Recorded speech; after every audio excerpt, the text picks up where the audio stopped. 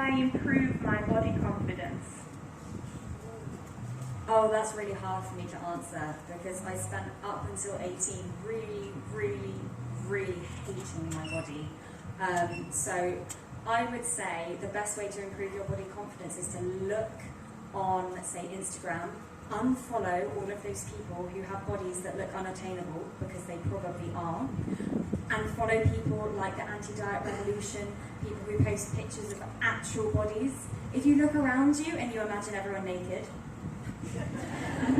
think about what they actually look like, and then what you compare yourself to as a standard. So all of us are going to have lumps, bumps, shaky bits, scars, stretch marks, tattoos of cows, whatever it is, we're all going to have them. Yeah, I know. We're all going to have them, and yet we don't see that reflected in social media, especially, at least most social media streams. So look at real people's bodies. Hey, maybe go skinny dipping with a couple of your friends. Maybe just, have a glance when you're getting changed in the change room appropriately. And just think, when I look in a mirror, am I comparing myself to some weird image that looks like someone's on a beach in sunshine with all of her stretch marks scribbled out? Or am I comparing myself to real, beautiful, amazing, strong women that I see every day? Mothers, daughters, friends, people that you actually admire in real life. Compare yourself to that.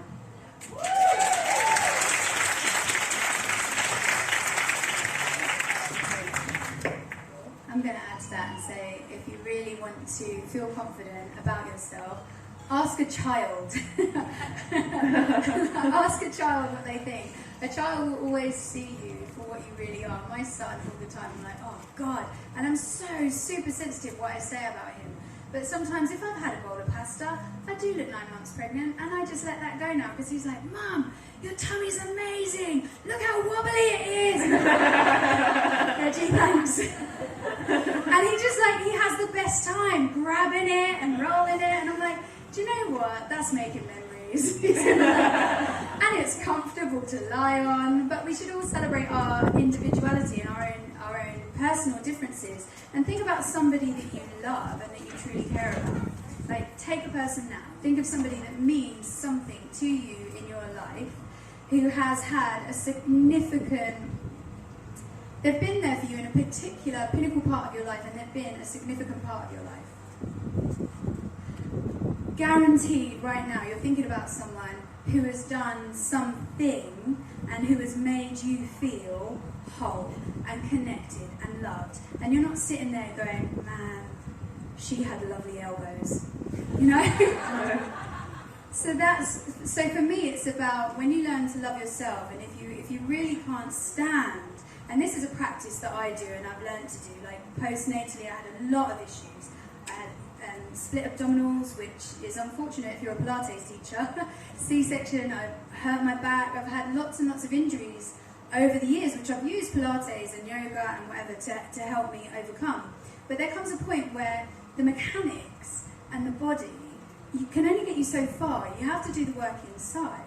So you have to think, okay, how can I learn to love myself? And have a practice. And I hate doing this, but I do it with a couple of friends. I do it with you, Faye, sometimes. And most mornings, particularly if I feel really horrible, we'll text each other and I'll say 3 things that I'm grateful for. So eat the frog first, I'll wake up and I'll think of 3 things that I really love about that day.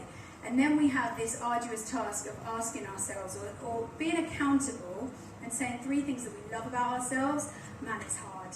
It's so hard. Some days I'm like, oh, I love my eyelashes.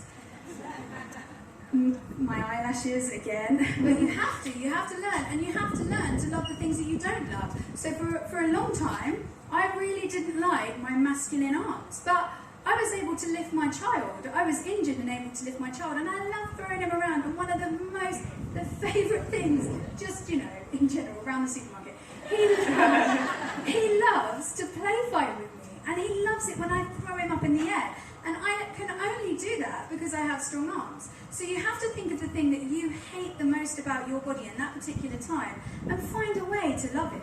Find a way to make peace with it, because you only have one body. Only have one body.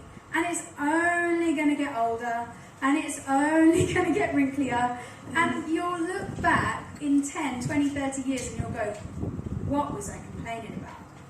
Yeah, everything that really matters is inside. And everything that matters to you about another person is also inside. It's just energy, it's connection. And the sooner you connect to yourself, the sooner you'll connect to your happiness. That's what I think.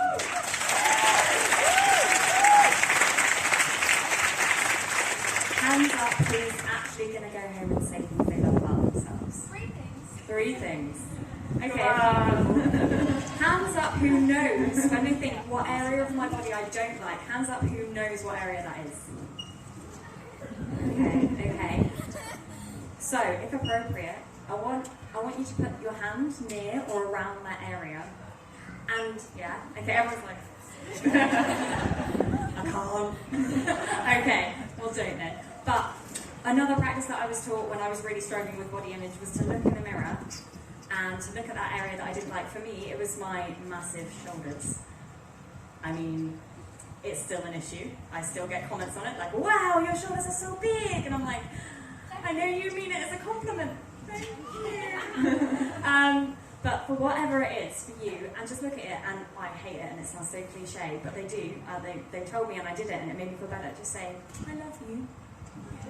I love you, and maybe get some coconut butter, give it a little rub. I love you. Look after that area, and do give it some love. And although these, to start with, you'll be like, I love you. Anyone listening? I love you. But over time, you will start to really mean it, and I promise you will. I'd just like to add that even if you don't love those parts of yourself, you don't always have to. You just have to accept that you don't have to always love every part of you, but you'll still be whole either way, and you're still worthy. So.